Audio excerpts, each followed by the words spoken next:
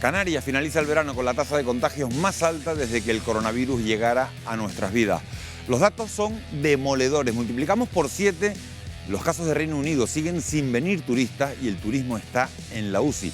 La jefa de enfermería del Hospital Dr. Negrín advierte que si no somos responsables, el sistema puede acabar colapsando. Las 2 semanas que siguen son fundamentales para el control de la pandemia. Es fundamental el comportamiento de la sociedad durante estas 2 semanas.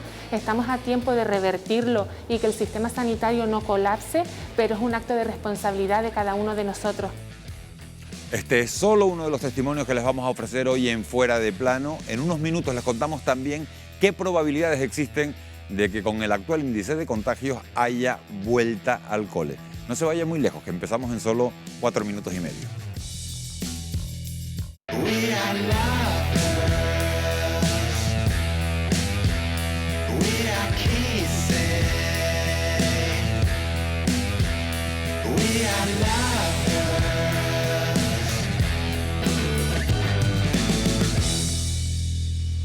¿Qué tal? Buenas noches. Hoy arrancamos una nueva temporada de Fuera de Plano, un programa de análisis, el programa de análisis de la actualidad de Canarias. Hace escasamente un mes de nuestra última emisión y nos llevábamos las manos a la cabeza porque el Reino Unido había decretado la cuarentena para todos los viajeros procedentes de este archipiélago. Considerábamos la decisión completamente exagerada y señalábamos que allí la tasa de contagios de la COVID-19 era de 14 casos por cada 100.000 habitantes, cuando aquí apenas superábamos los 2 casos también por cada 100.000 habitantes.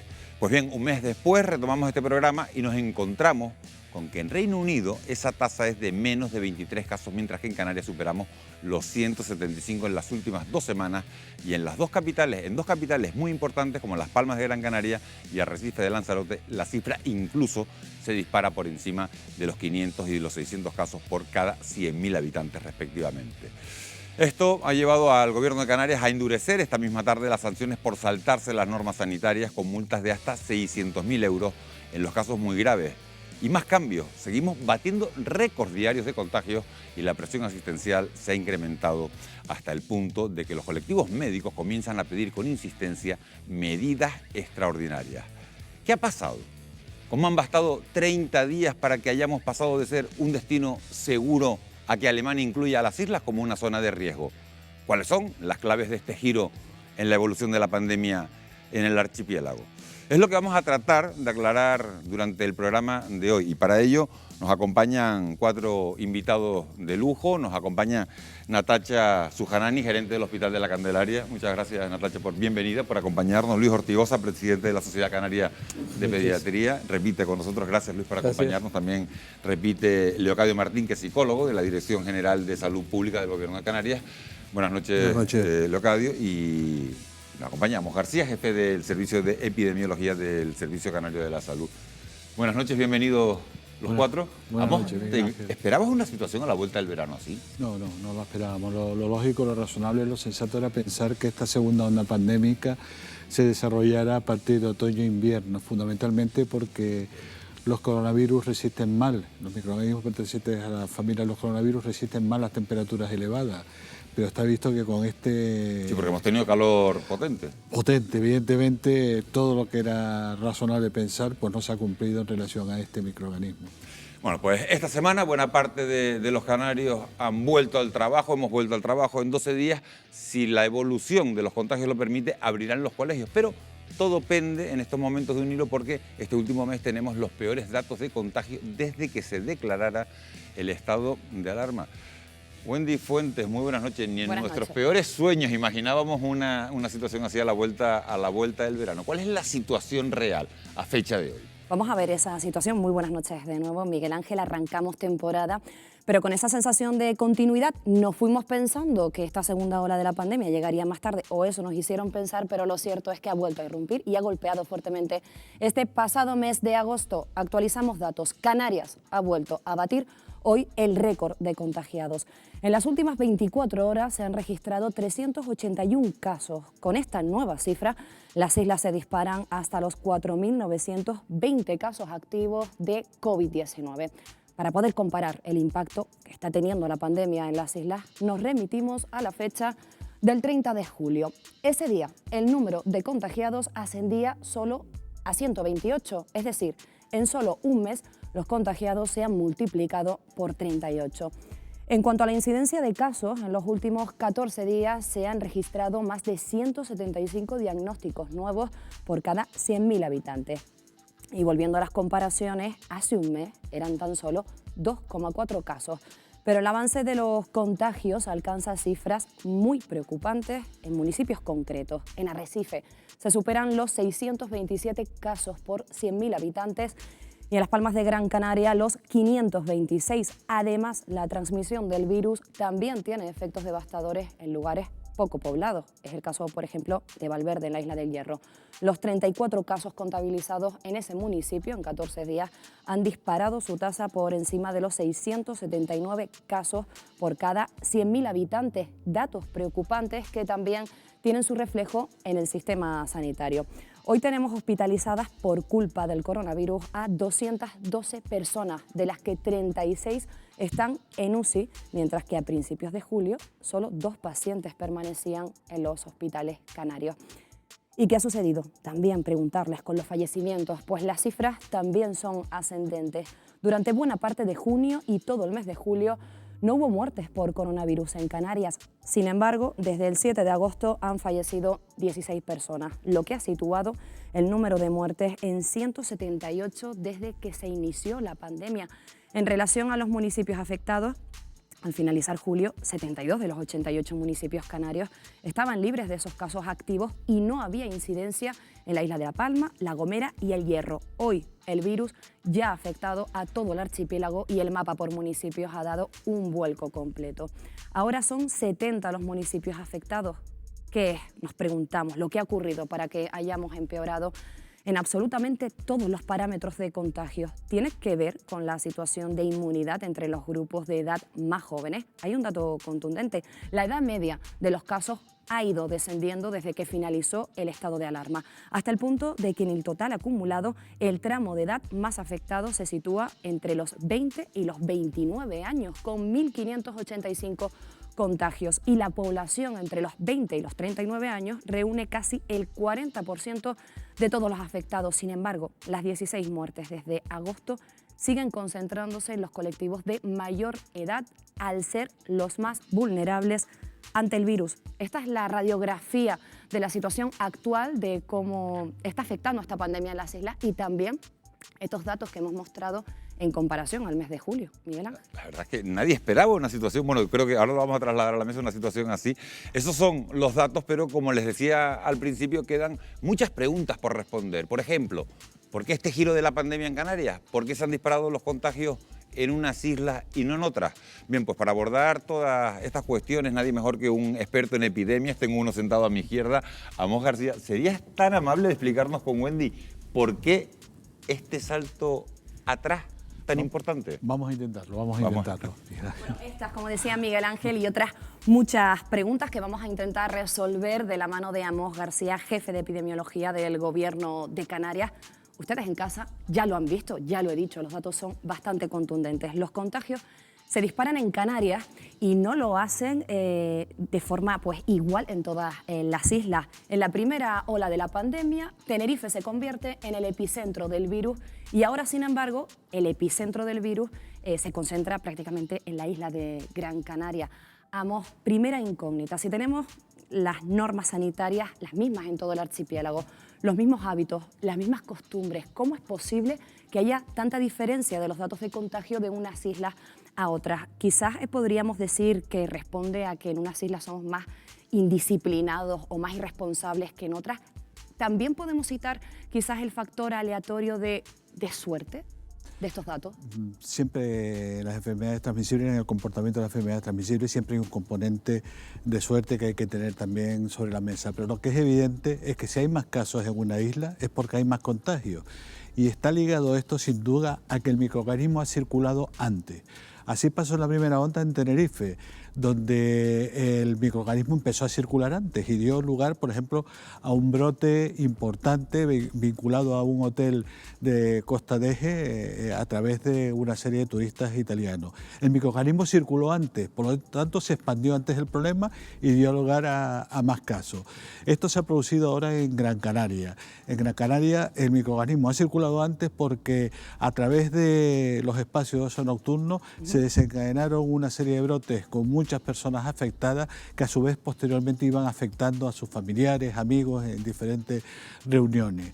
Y yo creo que esa es la clave. La clave está fundamentalmente ligada a que también en estos momentos posiblemente Tenerife, al tener una experiencia ya importante en la primera onda, pues posiblemente han tenido algo más de cuidado la ciudadanía en relación a cómo se transmite el problema. Es interesante esto que acabas de decir, que a lo mejor en base a la experiencia un poco que han tenido, pues tengan más precaución. Otras de las preguntas que queríamos formularte, estos días se está hablando mucho de los supercontagiadores, personas que contagian a decenas, ¿no?, de personas. Quizás la diferencia de casos positivos en las islas tiene que ver, está relacionado con la existencia de esta figura de los supercontagiadores. Sí, la figura del supercontagiador existen las enfermedades transmisibles, pero en el caso este que nos ocupa, toda la información epidemiológica que hemos realizado en relación a la expansión de casos que se ha verificado durante la pandemia no nos indica que haya habido o que se haya presentado esta figura como elemento causal.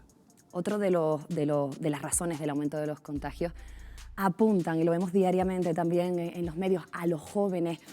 ¿Hasta qué punto los jóvenes son los principales responsables de este incremento en el número de casos de COVID-19 en las islas? Amos García. Mira, buen día. Ayer por la mañana estuve en un centro en el que están trabajando o en el que van a empezar a trabajar jóvenes de Cruz Roja. Y el compromiso vital que tienen en relación a actuar contra la pandemia y a proteger a una población como la de los inmigrantes es absolutamente espléndido. Es decir, no son los jóvenes los responsables del incremento de casos, son determinados individuos jóvenes que tienen actitudes incorrectas y tienen también comportamientos irresponsables. Y algunos no tan jóvenes igualmente. Desde esa perspectiva, no hay que generalizar de ninguna manera. Lo que sí es verdad es que posiblemente tras el periodo tan duro que sufrimos del confinamiento y el hecho de que en Gran Canaria el peso de la pandemia hubiera sido más bajo que, por ejemplo, en Tenerife, la sensación tremenda de vitalidad que tenían los jóvenes al empezar a abrirse la espita que nos permitía volver a recuperar parte del tiempo perdido. ¿Ha hecho quizás que se relajen un poco más? Ha hecho que, sin lugar a dudas, que haya una mayor relajación en los comportamientos, sobre todo los colectivos que tienen una cierta sensación de inmunidad con respecto al problema. Otra de las preguntas que queríamos hacerle, otro factor, los nuevos rebrotes dejan un poco de lado al ocio nocturno y se centra principalmente en esos encuentros familiares y amigos. ¿Podría decirnos, Amos García, si ha influido las vacaciones de verano en la propagación del virus en las islas? Sí, indudablemente el verano es una época en la que nos relajamos más, bajamos la guardia y eso sin lugar a dudas es un elemento que posibilita el que haya un incremento en el número de contagios, evidentemente. Bueno, otra de las preguntas que también queríamos formularles, en Canarias ya superamos las 250.000 pruebas PCR realizadas y hay quienes achacan a que este incremento en el número de positivos que tenemos en Canarias, que es evidente, pues se debe también a que hay un mayor número de pruebas PCR realizadas. Podemos determinar que lo que ocurría antes era que se contagiaban y no estaban detectados y que ahora sí se diagnostican a tiempo. Sí, evidentemente se están haciendo muchas más PCR que antes. Además se están haciendo en un ámbito diferente. Antes se hacían básicamente en los hospitales y en los casos graves. Ahora se están haciendo básicamente en el ámbito de atención primaria, fuera de los hospitales. Y se están detectando más asintomáticos. Se están haciendo más PCR y por lo tanto aparecen más positivos. Pero a mí no me gustaría que pensáramos que el incremento de casos está exclusivamente ligado a que hacemos más PCR. No, el incremento de casos está fundamentalmente ligado a que nos olvidamos de los elementos claves que evitan la transmisión del problema, el contagio. Vamos a citarlo, Amos. Mascarilla, lavado de manos, distancia física. Bueno, y antes de terminar, brevemente me gustaría que respondiera para los espectadores que nos están viendo desde casa, algún dato esperanzador, algún dato positivo con el que terminar esta batería de preguntas. Sí, sin lugar a dudas, con esto acabamos. Y además hay un dato muy positivo que es la vacuna. La vacuna está en puerta, está llegará? Muy próxima. A lo mejor para diciembre podemos tener algunas dosis y eso significaría que podríamos realizar la actividad vacunadora a la población sensible a recibir la misma, pues a lo mejor a lo largo de los primeros meses del 2021. Vamos, pues me ha venido genial este último dato esperanzador y positivo, porque precisamente estén muy atentos porque vamos a hablar de esta vacuna que podría llegar muy pronto. También lo hablaremos aquí a lo largo del programa. Amos García, gracias por responderme y le invito a que continúe con nosotros en el programa. Muchas gracias. Buen día. Muy aclaratoria las explicaciones que ha dado Amos Natacha Sujanani, gerente del Hospital de la Candelaria. ¿Somos más indisciplinados en unas islas que en otras? ¿Qué factor ha podido desencadenar que se haya incrementado en unas islas el número de contagios y en otras no? La verdad es que para mí continúa siendo una incógnita, como lo fue en la primera oleada, con la diferencia tan grande que tuvimos entre Tenerife y Gran Canaria. Si bien se dijo que podía ser por unos factores, por otros, etcétera, yo creo que no nos queda tan claro. No creo que sean especialmente cuestión de disciplina y de diferencia en Lanzarote que en El Hierro, que en Tenerife. Lo que sí creo es que evidentemente hemos bajado la guardia. Pero ya que lo achacamos entonces, esa diferencia por isla. Probablemente haya temas que se nos escapan, probablemente haya algún rastreo, algún supercontagiador que se nos pueda escapar en algún momento. Nosotros muchas veces hablando en el equipo, ¿no?, elucubramos esas teorías que a nosotros no nos corresponden porque somos asistenciales y no epidemiólogos, ¿no? Pero nosotros hemos pensado en que haya algún foco que no se haya detectado y que realmente ese foco que no se haya detectado esté disgregando el virus y por desgracia es un virus muy contagioso. Es que el problema es que es muy contagioso. Hay otra pregunta que nos hacemos muchas personas, Luis. ¿Existe algún factor que explique por qué se contagia el virus en determinados barrios y no en otros, y siendo colindantes, estando pegados unos al otro? Y se lo voy a preguntar al psicólogo también. ¿Entiende el virus de clases sociales?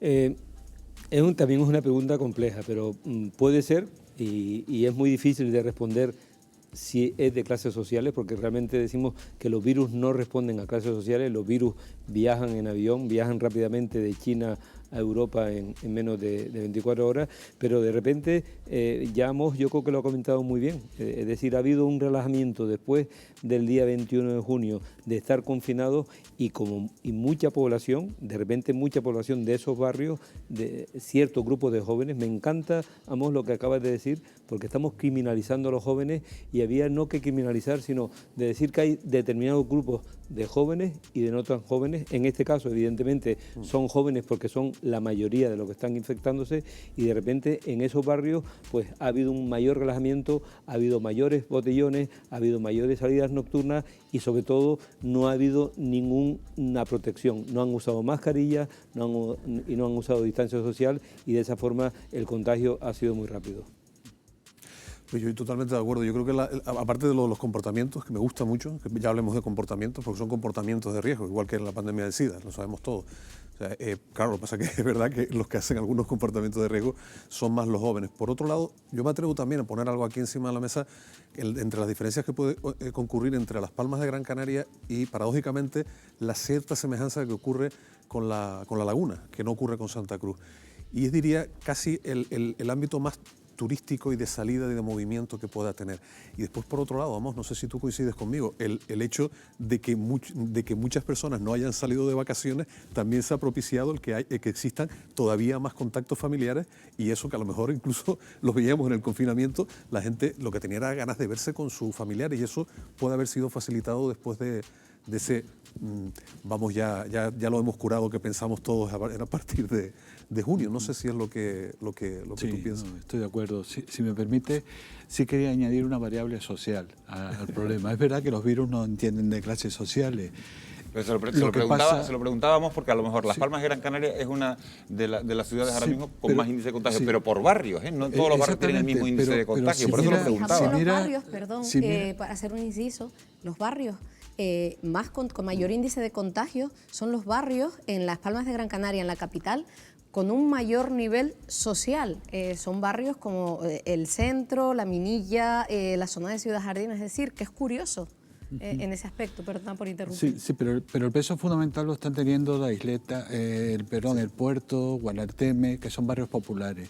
Y tiene cierta lógica entender que en esos barrios hay un mayor número de casos, porque no es lo mismo que 10 personas vivan en 80 metros cuadrados, que suele ser lo que ocurre en los barrios populares, que vivan en una casa con jardín y piscina. No es lo mismo. Ni el confinamiento tiene las mismas condiciones. Por de ahí la pregunta que estábamos haciendo de si entendía de clases sociales. Claro. Sí, en ese caso y otra cosa que me parece importante es entender, o yo creo que es así, que el hecho de que aparezca, si bien hay un perfil de incógnitas, como muy bien ha dicho Natasha, en relación a este virus, lo que sí es evidente es que cuando aparecen más casos en un sitio es porque el virus ha circulado desde antes. Eso está clave, ha tenido más tiempo para desarrollarse. Así pasó en Tenerife, que los primeros casos tuvieron un problema serio en el hotel H10 de Costa Adeje, que dio lugar a un brote vinculado por italianos, y en Tenerife empezó antes a haber una circulación del virus. Ahora ha pasado en Las Palmas, en Gran Canaria ha habido una circulación más pronta. Sí, pero del vamos, virus. perdona, hay algo que no entendemos muchos ciudadanos, y es decir, si hace un mes se implanta el uso de la mascarilla obligatoria, se supone que tiene que rebajarse el número de contagios. Ahora todo el mundo lleva mascarilla. Resulta que hace un mes que llevamos todos mascarilla y se dispara el número de contagios. Mi pregunta es, ¿la mascarilla es menos efectiva de lo que nos creemos?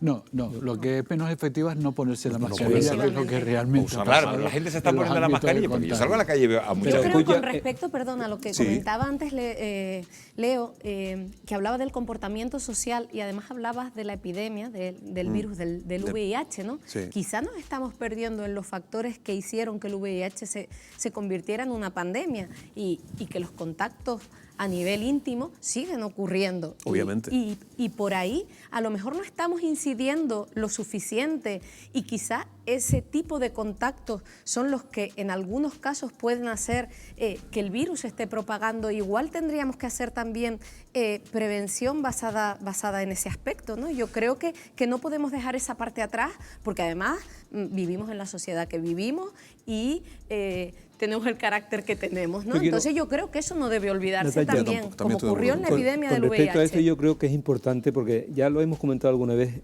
aquí estamos hablando por la noche, a las 10 de la noche en una televisión donde ¿cuántos jóvenes nos están viendo por la noche? ¿Los jóvenes ven la televisión realmente? ¿Leen los periódicos? ¿Escuchan la radio? ¿O ellos tienen sus redes sociales? Lo digo en el sentido de que ya se ha dicho, y yo creo que ya se están empezando a hacer campaña en ese sentido, de que hay que saber llegar a los jóvenes, hay que utilizar sus redes sociales, TikTok y allá donde están los jóvenes para explicarles la importancia de esta pandemia, de lo que está pasando ahora, porque muchos jóvenes no se lo están creyendo, evidentemente, y cuando hemos dicho, y tú lo dijiste, es que hace un mes que se está diciendo las mascarillas, si no se la Es un mes ponen, que es obligatorio llevar la pero- mascarilla para todos pero es que lados. no se la ponen y cuando van por la calle ahora resulta que es que si hay policías que están de paisano es cuando se están empezando a multar. Pero, Luis, porque yo me gustaría, perdona, porque es que no quiero dejar eso. Se está haciendo. O sea, nosotros desde Canarias Saludable, desde la Dirección General, estamos sacando ya, de hecho tenemos con emisoras de radio, estamos sacando, les mando aquí un agradecimiento a Ático Gris, a gente que son referentes entre los jóvenes y se ponen la mascarilla. Y yo voy a contradecirte, no, los jóvenes lo están haciendo muy bien, los de Cruz Roja lo están haciendo también muy bien. Lo que pasa es que hay una serie de jóvenes que no lo están haciendo bien, pero también hay una serie de mayores que, Miguel Ángel, tú lo ves por la calle, la mascarilla puesta aquí debajo. Es como llevo la mascarilla de postureo. No se trata Hombre, de es verdad eso. que alguna vez se te puede bajar un poquito, Hombre, se te si puede estás quedar la hablando- nariz por hombre, fuera, es especialmente- verdad, porque Pero hay estamos quien la lleva estás por acostumbrados. sistema. Hay que Pero la llevar A mí por mismo sistema. me ha pasado y no Claro, adrede. sobre todo hablando, claro, porque te pasa. Claro. Pero yo me refiero a que no nos centremos, yo creo que hay una parte incluso, y es culpa nuestra, a veces de la desesperación, que incidimos mucho en, hay que tener más responsabilidad. Eso, lamentablemente, eso se sabe en psicología, que no sirve. No sirve que tú le eches culpa a la gente, sirve que los traigas a tu lado, los comprometas, los empatices. Creo que en la primera parte el confinamiento funcionó también porque los jóvenes fueron conscientes de que si no respetaban el confinamiento, si no se cuidaban, iban a contagiar a sus abuelos. Ese mensaje se dio muy bien. Has tocado una palabra que iba a utilizar yo, que es la de confinamiento. En las zonas como Las Palmas de Gran Canaria, donde la situación es más drástica, donde el índice de contagio es muy superior al del resto del archipiélago, ¿son ustedes partidarios de establecer medidas drásticas y decir, este distrito lo vamos a confinar? ¿Tenemos que hacerlo para frenar? Les pregunto a los cuatro. Yo creo que Amos en eso tendrá mucho más que decir como epidemiólogo. No, pero yo tengo mi propia opinión. Vale. Y la quiero, me estaba despistando porque eso. Y la quiero decir porque efectivamente, o sea, estamos cambiando de escenario. Estamos cambiando de escenario continuamente y ahora estamos en un nuevo escenario. Sí. Un nuevo escenario donde podemos ver municipios en los que hay 0 casos y municipios en los que hay... Luis, pero estamos hablando de 500 contagios. Efectivamente, entonces habrá que pensar... Por cada 100.000 habitantes en una ciudad como Las Palmas de Gran Canaria. Habrá que pensar en que, igual que se ha hecho en muchos países, habrá que confinar ciudades, habrá que confinar barrios y habrá que confinar edificios. Eso habrá que hacerlo, por eso digo que a lo mejor ustedes tendrán herramientas para ver de qué manera se puede llevar... ¿Tú sí eres partidario? Yo soy partidario, evidentemente, de si se sabe, porque ya se ha hecho, que en Alemania tenemos el ejemplo de edificios que les han vallado porque allí ha habido tantos casos que la única forma de que esa gente no salga durante 14 días de ahí es aislarlos y confinarlos. No, desde luego, yo creo que la realidad es la que tiene que ir marcando la toma de decisiones que se deben de llevar a cabo. Desde esa perspectiva, el confinamiento es una de las medidas límite, claro, en relación al abordaje de la pandemia. Yo creo que todavía hay un escenario entre medio que permite un cierto margen de maniobra, como por ejemplo bajar de fase. La ciudad de Valladolid hoy está en fase 1, han bajado de fase, no están confinadas, pero están en una situación no agradable. Yo creo que hay un escenario de medida. Lo que sí tiene que estar claro, es que si la realidad exige que se tome una medida contundente, los profesionales la vamos a solicitar. Eso es evidente, Perdón, que en este sentido yo creo que hay que barajar también, igual que Amos es el experto, pero yo también tengo mi opinión, ¿no? Yo creo que hay que barajar los distintos escenarios porque son muy cambiantes y es muy diferente la realidad de La Gomera de la realidad de Gran Canaria. Y como dices, por Natalia, barrios como de Gran estábamos aquí hace Canaria. un mes con la diferencia con el Reino Unido y cómo estamos ahora. Efectivamente.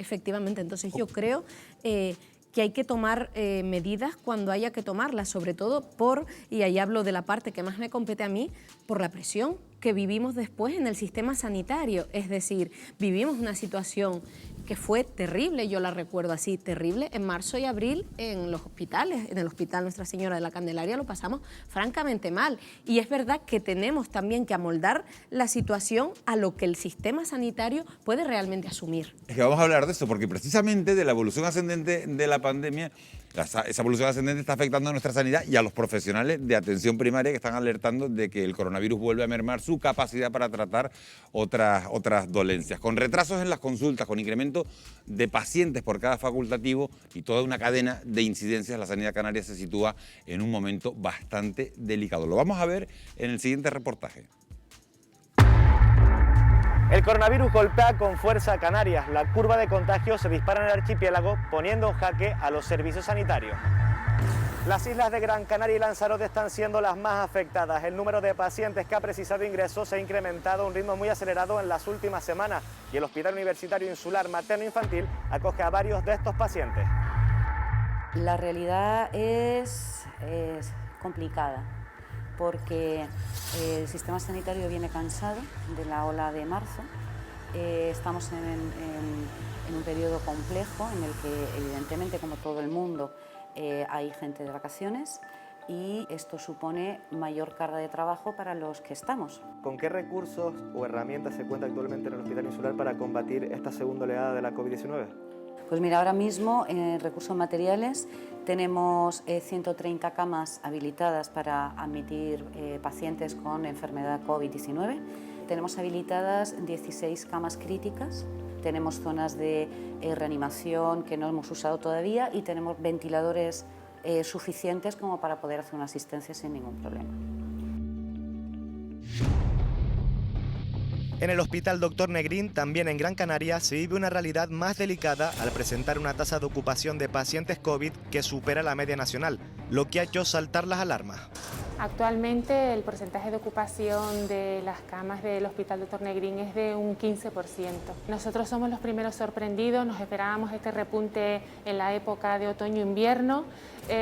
Los focos están principalmente concentrados en el ocio nocturno, eso es lo que ha podido disparar que la infección se haya transmitido con tanta rapidez, sobre todo en la ciudad de Las Palmas de Gran Canaria. Estamos más preparados que la primera vez, la experiencia es un grado, como se suele decir, y lo vivido en la primera oleada nos ha dado mucha experiencia para conocer la evolución de la enfermedad, la atención a los pacientes. Hablamos de una realidad que puede llegar a ser preocupante, pero ¿ustedes se muestran optimistas de cara al futuro? Las 2 semanas que siguen son fundamentales para el control de la pandemia. Es fundamental el comportamiento de la sociedad durante estas 2 semanas. Estamos a tiempo de revertirlo y que el sistema sanitario no colapse, pero es un acto de responsabilidad de cada uno de nosotros. Algunos centros de salud también se han visto desbordados, como el de Alcarabaneras. La incidencia de la COVID-19 durante el mes de agosto propició la saturación de este complejo sanitario. Vamos a conocer cómo es la realidad que viven en estos momentos. La situación oscila mucho, en Alcarabaneras concretamente oscila mucho.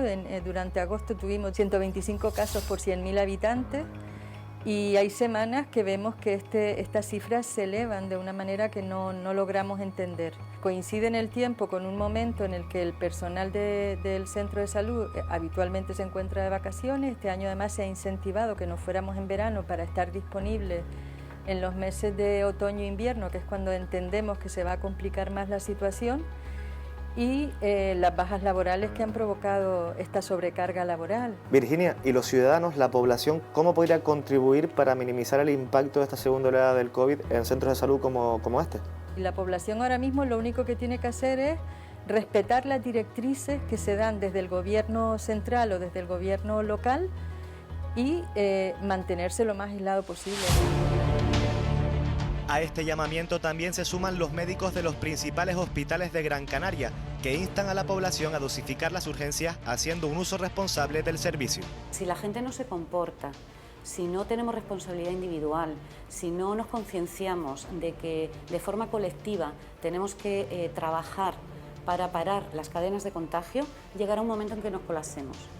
Y si el sistema colapsa, los pacientes COVID van a tener problemas para ser atendidos, pero también van a tener problemas para ser atendidos los pacientes no COVID. Y tendremos una mortalidad mayor de la que deberíamos tener porque el sistema no va a ser capaz de responder. Desde Salud Pública ya trabajan para disponer los recursos necesarios y controlar esta segunda oleada de la pandemia. Fundamentalmente reforzar lo que son los equipos de identificación de casos y de búsqueda de contactos estrechos para aislar a los casos y cuarentenar a los contactos estrechos y realizar las PCR en el periodo más rápido posible, generalmente en las primeras 24 o 28 horas, porque eso ayuda a identificar lo que son las cadenas de transmisión. Luego están las actividades de búsqueda activa de casos asintomáticos y en esta situación estamos ya barajando hacer cribados poblacionales en aquellos lugares en el que estamos asistiendo pues, a un incremento sustancial de las incidencias acumuladas. Es el momento de concienciarnos y ayudar con nuestro comportamiento a minimizar las consecuencias de esta nueva oleada y sobre todo a evitar un posible colapso de nuestros servicios sanitarios. Esa es la pregunta con la que acaba el reportaje y la que nos hacemos muchísimos ciudadanos. Amos García, ¿hay algún riesgo de que se pueda colapsar nuestro centro sanitario, los hospitales canarios? Desde luego, si el peso de la pandemia sigue teniendo esta intensidad, el riesgo existe. Es cierto que muchísimos de los casos que se están dando ahora son asintomáticos o de clínica leve, pero es que pueden actuar de expansores del problema hacia los vulnerables, con lo cual el riesgo es evidente. Ya empieza a sentirse la presencia otra vez en especializada de los casos y, lógicamente, si esto sigue para adelante, ese riesgo existe. Natacha, gerente de la Candelaria, ¿hay riesgo real, Natacha, de que se pueda colapsar? Bueno, los centros hospitalarios? Va a depender totalmente de la incidencia y de la prevalencia que tengamos en la población. Es una copia. Estamos empezando a ver cómo efectivamente el triaje respiratorio, que es donde van todos los pacientes que tienen síntomas posibles o sospechosos de ser un COVID, han ido aumentando hasta el punto de tener que empezar a trasladar áreas, abrir determinadas plantas y a ponernos en alerta y empezar a suspender cierta actividad. De todas maneras, la presión asistencial en Gran Canaria es una y en Tenerife la situación es distinta. Por supuesto, igual que ocurrió la otra vez, esto va a depender de la incidencia y de la prevalencia que haya en la calle. Pero los profesionales sanitarios, por lo menos en el centro de la Candelaria y en todos, estamos preocupados, estamos tensos porque tememos vivir una situación similar a la que ya vivimos en abril o que la situación vaya más. Es decir, los profesionales, que son los que han levantado esto y han sacado esto para adelante, tienen muy reciente la primera oleada, están cansados y lo pasan muy mal y lo sufren mucho cuando ven que se incumplen las normas, porque sabemos lo que nos viene de vuelta. Es decir, lo sufrimos cuando salimos a la calle. ¿Ves lo que va a venir? Porque es que... Efectivamente, cuando tú ves a alguien con mascarilla por la nariz, tú sabes lo que te puede venir, tú sabes lo que es ver a una persona en la UCI morirse sola, porque se mueren solos y es muy duro. Y la gente, los sanitarios, están muy tocados porque es una enfermedad tremendamente dura. Nestecha, me vas a permitir, yo sé que es un chascarrillo fácil, pero es que estuvimos aplaudiendo en los balcones, ¿vale? Ahora que vamos a pedirles perdón a los sanitarios cuando vuelva a esto, porque es que a mí me da esta vergüenza. Yo lo reconozco, estoy muy concienciado con todo lo que tiene que ver con, hablaremos del negacionismo, de todo este tipo de historias, y esto no sabemos hasta qué punto a los profesionales sanitarios, probablemente los profesionales sanitarios de Gran Canaria, que pueden estar ya viviendo una cierta intensidad asistencial, ya están, pero es que los de aquí están viendo lo que pasa enfrente, porque esto va a pasar en algún momento. Y entonces empiezan a anticipar cosas y ya vienen cansados. Gente que ha salido de vacaciones y vuelve casi al mismo escenario. Gente que piensa que a lo mejor pues, no va a poder coger las vacaciones. Estamos en una estructura mental muy delicada y tenemos que ser lo que siempre dice, voy a aplicar aquí lo que dice siempre Amós. Tenemos que tener como usuarios de la sanidad, nosotros, mucha calma para que no bloquear centros sanitarios y demás, mucha paciencia con los profesionales sanitarios que en muchos casos están haciendo labores que no tienen que hacer, y después nosotros ser muy prudentes y ser nosotros los que, como bien ha dicho antes, o sea, sabemos cómo se puede prevenir la expansión del virus, lo sabemos perfectamente. Y hay que pensar que el plan de vacaciones de este año, como preveíamos que la segunda oleada iba a aparecer octubre o noviembre, se concentraron las vacaciones en 5 meses, que eran de junio a octubre. Todavía hay personas que estuvieron trabajando en trinchera, en primera línea, en marzo, abril, que no han cogido sus vacaciones y que están preocupados porque están realmente extenuados de decir, me voy a quedar sin vacaciones además y voy a tener que hacer frente a una segunda oleada, a una situación como la que ya vivimos, a estar con un EPI puesto 8 horas al día, que no es fácil, de verdad, que no es fácil estar con un EPI, trabajar, no puedes acercarte al paciente, no puedes consolar, no puedes tener ese acercamiento y ese trato humano que caracteriza a los profesionales sanitarios y a los profesionales sanitarios de Canarias, más todavía porque los conocemos y los hemos visto, es realmente una previsión devastadora para muchos de nosotros el ver que podamos entrar en esa situación de nuevo, ¿no? Estamos hablando en algunos casos de actitudes imprudentes, de gente que no cumple las normas, y una de las barreras para la propagación del virus es la detección precoz de casos. Pero otras, como decíamos, es atajar esas conductas, digámoslo, imprudentes. Hemos querido saber hasta qué punto se siguen repitiendo los comportamientos irresponsables y cuáles son las sanciones que se aplican. Hemos acompañado a la Policía Canaria en un dispositivo especial en colaboración con la Policía Local de Las Palmas de Gran Canaria. Y esto que van a ver es lo que nos hemos encontrado. Necesitamos a todo agente de la Policía Local, Autonómico, Guardia Civil, Policía Nacional, caminando de la mano en hacer cumplir en nuestra tierra las normas y las órdenes que dictamos. La imperiosa necesidad del cumplimiento de las normas para frenar los datos de contagio en las islas se sustenta en el refuerzo de la seguridad y la vigilancia por parte de los efectivos policiales para frenar y combatir la cara más amarga del incivismo. O lleva la mascarilla mal colocada o es más raro, pero hay gente que aún hoy en día no lleva mascarilla. ¿Y en qué lugares, en qué reuniones suelen poner más actas, más sanciones? Reuniones en parques con gente joven.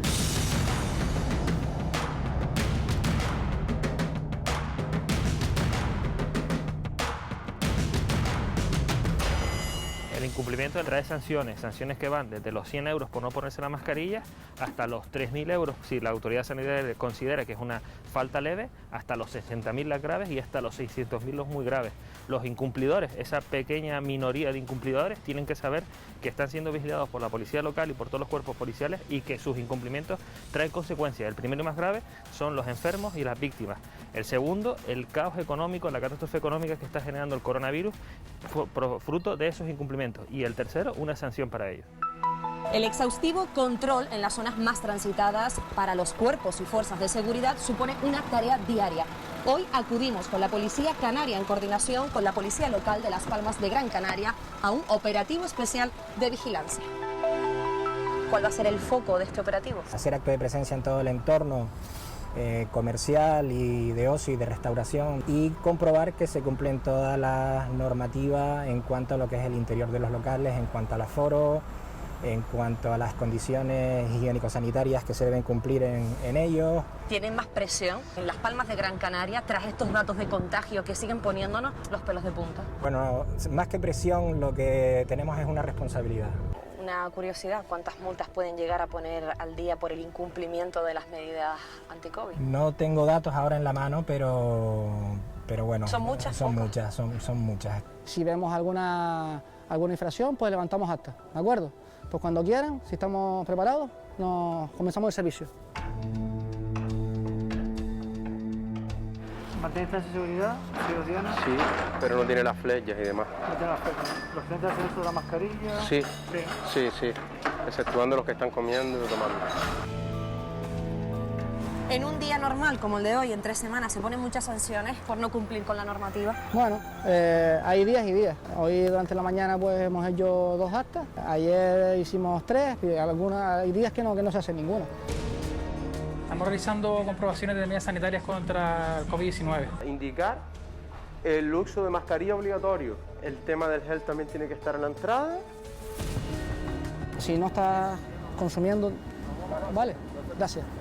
Me parece muy bien que en el centro de la ciudad se lleven a cabo todo este tipo de medidas de control para reforzar un poco lo que es el tema de que la gente lleve mascarilla. Yo cumplo con mi norma y consumiendo incluso, hombre, yo ya me he tomado mi cervecita. Por supuesto, bebes tu sorbito y te lo vuelvo otra vez a poner, está claro, ¿no? Estaremos al aire libre. Con el virus tenemos que vivir, sí o sí. Incumplir las normas mientras vamos en el coche también puede ser motivo de sanción.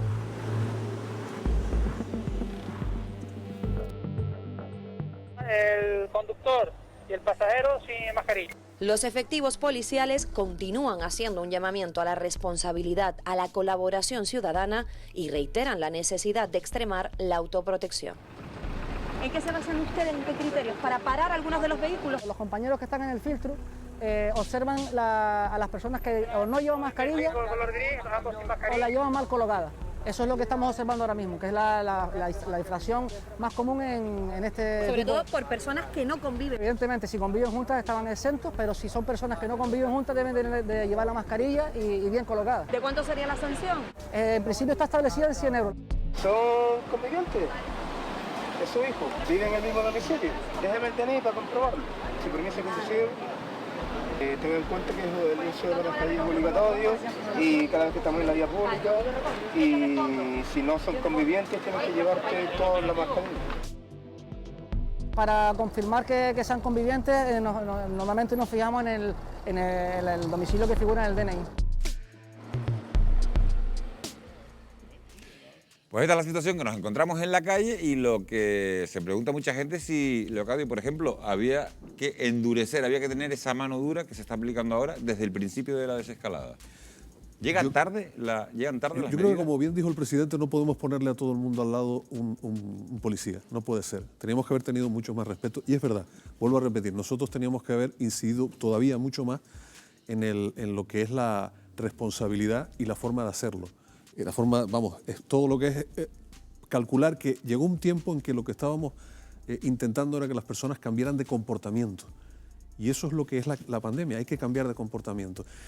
Sí, indudablemente las personas que han incumplido pues deberían haber sido sancionadas antes y hubiéramos tenido algún efecto, pero si me permites, Miguel Ángel, también hubiera tenido mucho efecto haber aplaudido a todas aquellas personas, no solo sanitarios, que lo estaban haciendo bien. A mí alguna vez te da ganas de ver por la calle a grupos de chicos jóvenes cuando más se les estaba castigando, diciendo, y verlos con la mascarilla puesta y pararme y decirle, oye, gracias porque lo están haciendo ustedes de miedo. Yo creo que mucha gente lo llegó a hacer y felicitó a los sanitarios, lo que pasa que después lo que dice Natacha, que ahora vas viendo a la gente sin mascarilla o que lleva la mascarilla por aquí.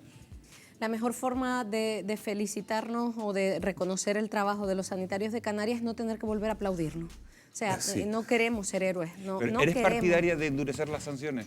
Vamos lo digo a ver. porque el gobierno de Canarias, Natacha, esta tarde ha aprobado multa de 3.000 euros si eres reincidente por no llevar la mascarilla. Por hacer botellones y saltarse la cuarentena, estamos hablando, lo digo por los padres, porque después los jóvenes no lo van a pagar y son los padres los que se enfrentan a esas sanciones. 60.000 euros por hacer botellones. Y los incumplimientos más graves, estamos hablando incluso de 600.000 euros por esos incumplimientos más graves. Esas sanciones, y se lo pregunto a los cuatro, estaba hablando con Natacha, estaba mirando a Natacha, ¿pueden ayudar a frenar el virus? Hombre, yo creo que cuando alguien ve que hay unos límites y unas medidas punitivas, el refuerzo negativo existe, eso está estudiado en psicología evolutiva y es uno de los medios. ¿Qué sería ideal? No tener que llegar a eso. Y yo creo que ahí es importante, o sería importante, como decía, yo también recuerdo muy bien las palabras del presidente, no podemos poner un policía al lado de cada canario y canaria, porque es imposible. Pero quizás sí tendríamos que tener como sociedad el valor o también la oportunidad de poder decirnos unos a otros, oye, ponte la mascarilla, oye, lávate las manos, oye, que esto todos tenemos que cumplirlo. Es decir, que el que incumpla las normas realmente sea el que se vea solo. Yo creo que es muy importante y en los hospitales lo repetimos mucho, ¿no? A los compañeros, por favor, recuérdense unos a otros la necesidad de estar continuamente recordando unas normas que a veces no son difíciles porque nos despistamos, si es que ni siquiera es cuestión de criminalizar, ¿no? Muchas veces es cuestión porque además hay que tener en cuenta que el fruto de no cumplir esas normas es dramático, es dramático. Y eso es un mensaje que tenemos que trasladar también. Hay un fenómeno a mí, de todas maneras, que me gustaría comentar, Miguel Ángel. A mí me da la impresión de que una vez que culminó el proceso de aquello que se llamó desescalada, hubo quizá un exceso de optimismo por parte de todos los sectores sobre lo que se denominaba nueva normalidad. Que ya la misma palabra de normalidad indicaba que a lo mejor ya estábamos en un entourage de normal. Claro, normalidad es tener la vida de antes, por mucho que le pongas el nueva. Por eso a mí me gusta más llamarlo realidad diferente, la que tenemos ahora. Se picó posiblemente un exceso de optimismo al decir, hemos triunfado en esta primera fase y nos olvidamos de algo muy básico, Miguel Ángel, que yo he tratado de repetir siempre en estos programas y en todos lados, y es que el microorganismo seguía ahí, la pandemia seguía ahí. No podíamos bajar la guardia de ninguna manera. Y se bajó. Y nos relajamos, fruto posiblemente de un mensaje que no llegó de manera adecuada a la ciudadanía, porque a lo mejor no se hizo de manera adecuada, y yo creo que eso es uno de los elementos también importantes. Yo creo que efectivamente, o sea, el confinamiento consiguió la famosa meseta aquella, el pico, bajarlo y efectivamente. Y cuando ya acabó y se hicieron las cosas muy bien, ahí es donde llegó el momento de la ciudadanía y se dijo, por favor, ahora mismo no tenemos vacunas, lo hemos dicho muchas veces, ahora la vacuna somos todos. ¿Cómo? Respetando las normas, poniéndote la mascarilla, manteniendo esta distancia física, teniendo cuidado con los contactos familiares. Me encantó cuando el gobierno de Canarias sacó el famoso spot de aquella reunión familiar que ha sido viral, porque realmente eso es lo que ha podido estar pasando. Con lo cual, en este momento hay que mantener paralelamente las dos vías. Es decir, tenemos que seguir haciendo persuasión sobre la gente, sobre la importancia de mantener las medidas estrictas, pero en este momento y ha llegado un poco tarde. Esta tarde el Gobierno de Canarias ha endurecido las medidas punitivas. 3.000 euros por reincidencia, no llevar la mascarilla, 60.000 y 600.000, 60.000 por los botellones, 60.000 euros. Sanción dura por el botellón. Lo dijimos aquí hace un mes dijimos, yo recuerdo que yo mismo comenté, digo, habría que conseguir que todas las fuerzas de seguridad de Canarias, de la policía local, la Guardia Civil, que todo el mundo se pueda poner para cuando haga falta a la gente que esté incumpliendo, penalizarlo. Ahora mismo, esta tarde se ha tomado esa decisión y hay que penalizar. ¿Y qué se está haciendo? Y acabo. Policías de civil, es decir, sin uniforme para acoger a la gente, eso es tremendo. De todas maneras, yo creo que es para hacernoslos ver como proyecto colectivo de sociedad colectiva. Efectivamente. Porque hay que hacernoslos mirar, porque el que nos tengan que sancionar por no cumplir unas normas que evitan el daño que evitan, es para que reflexionemos como proyecto colectivo. Yo ahí lamento disentir contigo, o sea, no. Nosotros toda la vida hemos sabido que las drogas son malas, toda la vida hemos sabido que consumir drogas nos puede llevar a un problema. No, que va, somos autodestructivos. Y eso no lo vamos, por mucho que sepamos, y eso quizás es una orientación excesivamente, si me permite, médica, a la hora de ver las cosas, no. No porque la gente sepa que le va a hacer daño o sepa las consecuencias, va a dejar de hacerlo. Yo creo que es muy importante lo que estaba diciendo Natacha hace un momento, de no solo, yo no diría tanto a convertirnos nosotros en denunciantes, sino a enfadarnos cuando alguien, por ejemplo, entra a una tienda sin la mascarilla o se enfrenta, que lo vemos. Es que es lamentable que nosotros mismos que nos estamos preocupados, en teoría, por lo que pueda pasar con la economía en Canarias, nosotros mismos estemos poniéndole dificultades a quien está intentando sacar su pequeño negocio, su bar, y estemos intentando hacerle el truco, fumar para un lado, no estoy fumando fuera, estoy levantado. Todo eso tiene que ver insisto, con comportamientos, y hay que intentar que la gente poco a poco vaya integrando dentro de su propia persona, que es un agente digamos, de prevención. Me tengo que hacer una pausa publicitaria, pero vos querías hacer un último apunte sobre este asunto. Rápido, simplemente yo sigo pensando que nos tenemos que hacer mirar como un proyecto colectivo, básicamente porque sí es verdad que hay actitudes que nos llevan a la autodestrucción de nosotros mismos, pero en este caso llevamos a la autodestrucción de otro. Y esa es la clave, que con nuestro mal comportamiento perjudicamos a otro. Nos lo tenemos que hacer mirar como un proyecto colectivo. Nos quedamos con esa frase también. Vamos a ir a publicidad y a la vuelta vamos a ir con un asunto muy, muy interesante, porque en Canarias hay unas 700.000 personas que están implicadas de forma directa en la vuelta al cole. Estamos hablando de 700.000 personas entre alumnado, profesorado y familias. Tendremos que esperar todavía una semana para saber cómo va a ser ese regreso a las aulas. En unos minutos les vamos a contar la última hora del retorno más difícil a los centros educativos, en cuanto volvamos de esta pausa publicitaria de 3 minutos y medio.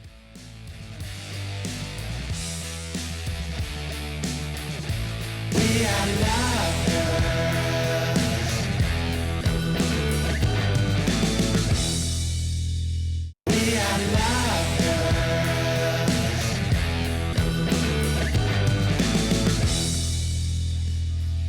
11 y 12 de la noche, seguimos en Televisión Canaria en directo en Fuera de Plano. Estamos hablando de esa posible vuelta a las clases en medio de esta pandemia. El comienzo inicialmente previsto de las clases presenciales en Canarias es el 15 de septiembre para infantil y primaria y el día 16 de septiembre para secundaria y bachillerato. En esta vuelta a las aulas, tanto el Ministerio como la Consejería de Educación insisten en que los centros escolares van a ser unos lugares seguros cuando se abran.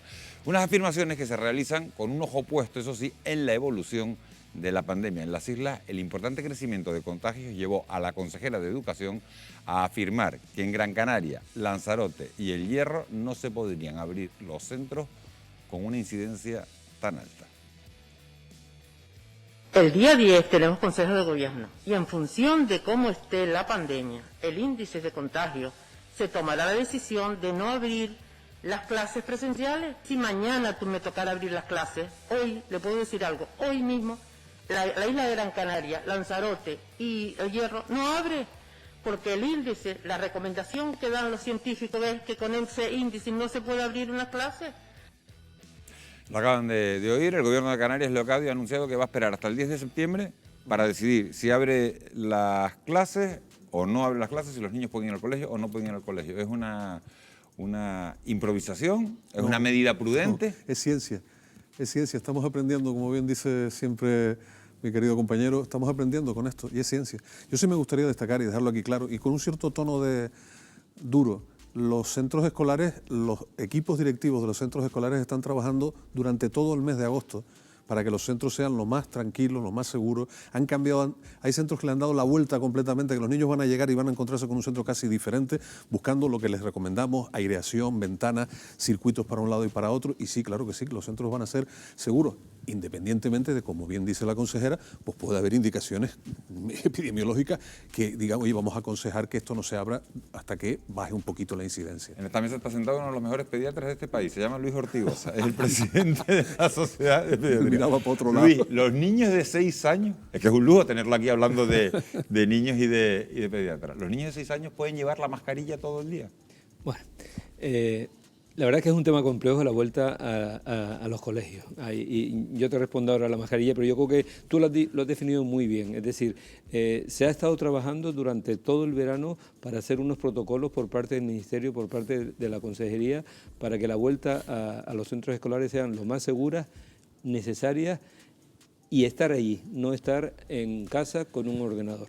La Junta de los centros me consta que se han quemado haciendo todo lo que tú has comentado y no voy a insistir. Y dentro de las medidas de seguridad que se estiman, ayer mismo sacó un documento la Asociación Española de Pediatría, lo sacó ayer y hoy se ha difundido a nivel nacional con una serie de recomendaciones que hacemos los pediatras, yo me supongo que los conocen ustedes.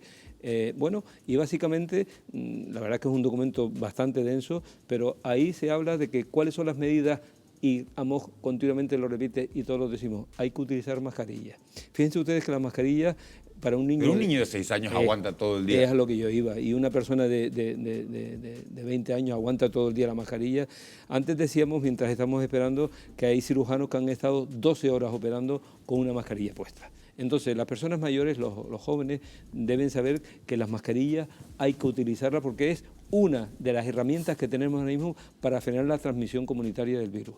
Otra cosa son los niños. Los niños pequeñitos por debajo de 3 años sabemos que es imposible, por eso hay que hacer estos grupos burbujas, estos grupos estables. Por eso le quería preguntar ahora. Y ahora. después, a partir de los 6 años que se había dicho hasta hace poco que no, pero ahora mismo en los nuevos protocolos se está recomendando que los niños de 6 años lleven la mascarilla cuando vayan al colegio. Se había dicho inicialmente que cuando estén dentro de las aulas se podían quitar las mascarillas y ahora, dependiendo de la evolución de la pandemia, de repente habrá que habrá que tener la mascarilla puesta no solamente cuando se vaya al baño, sino también en las clases. Las clases deben tener, se han adaptado estas distancias de seguridad, que decir que los protocolos... Eso es lo que te quería preguntar.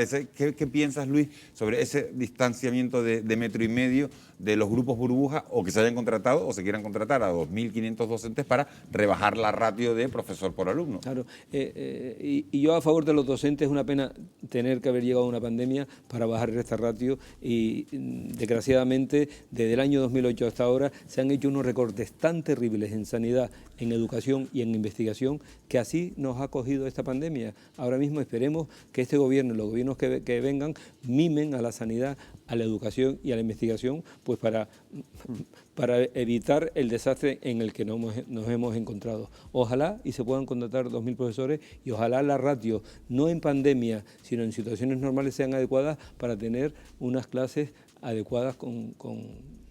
Hay una de las controversias que hay en este regreso a las aulas es que si va a servir de algo extremar estas precauciones en los centros educativos, que se están tomando medidas para que no se produzcan nuevos contagios y que esas medidas no se prolonguen más allá el locadio de los centros educativos, es decir, se establece un distanciamiento, se establecen grupos burbuja, se baja la ratio de alumnos por profesor, pero eso queda en el centro escolar.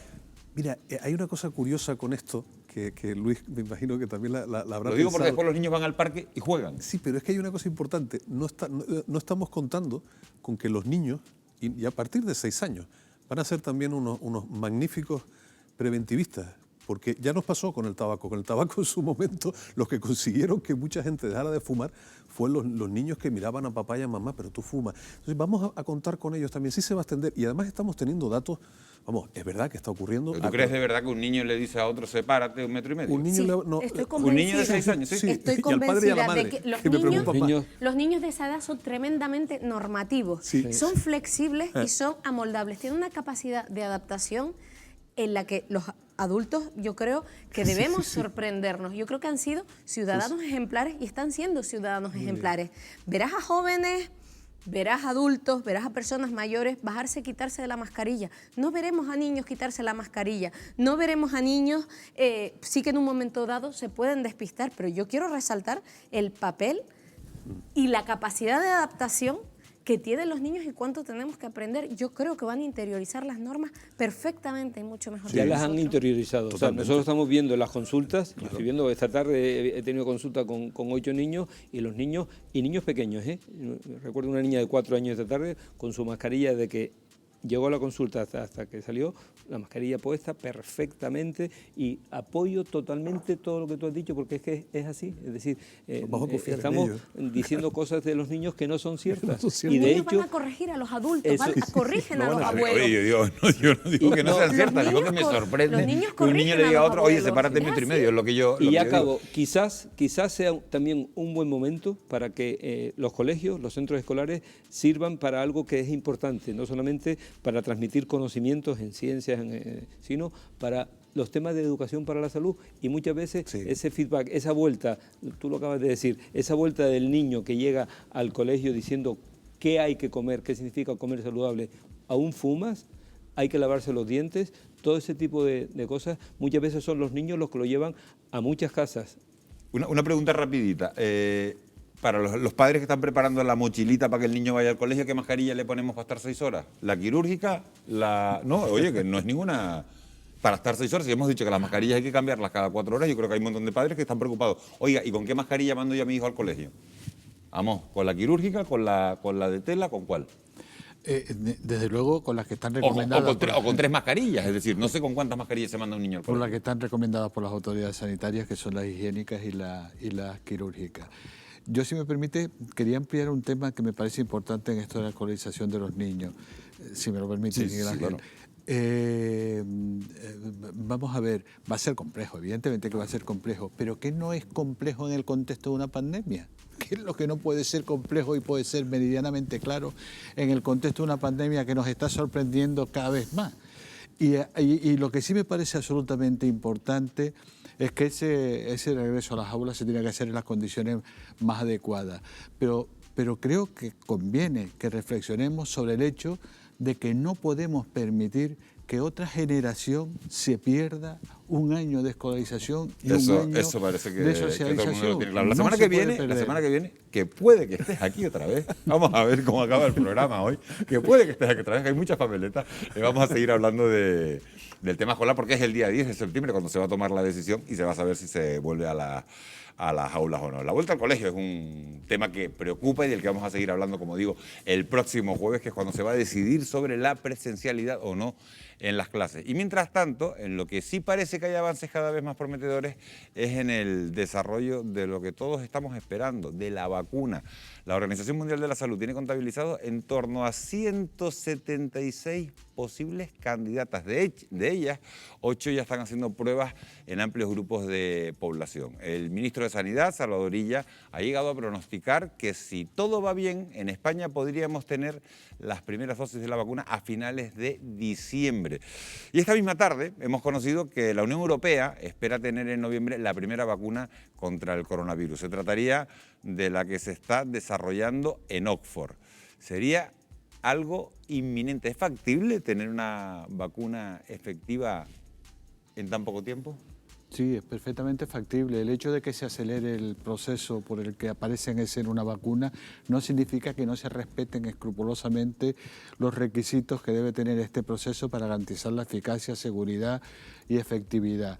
Normalmente el proceso de desarrollo de una vacuna, o como de cualquier otro medicamento, pasa por la llegada del antígeno, una fase preclínica en animales, ensayos en animales y una fase clínica que consta de 3 fases. Esto exactamente igual se ha hecho para las vacunas pandémicas. ¿Qué ocurre en una vacuna pandémica? Que estamos ante una situación urgente de salud pública y que se requiere disponer del único elemento que nos va a permitir modular el impacto que tiene la pandemia. Y lo que se hace es acelerar el proceso en el sentido de que las fases se van superponiendo. Es decir, a lo mejor estoy en fase 1, pero ya he iniciado la fase 2. ¿Por qué? Porque necesitamos ese producto. Pero las fases se cumplen escrupulosamente. ¿No crees que hay algunas empresas, algunos países que están corriendo demasiado y que hay algunos expertos de la Organización Mundial de la Salud que han dicho, oye, se está corriendo demasiado y puede que lleguen al mercado vacunas con apenas un 10 o un 20% de efectividad y eso sería contraproducente? Sí, normalmente los que corren demasiado son aquellos que no van publicando de manera razonable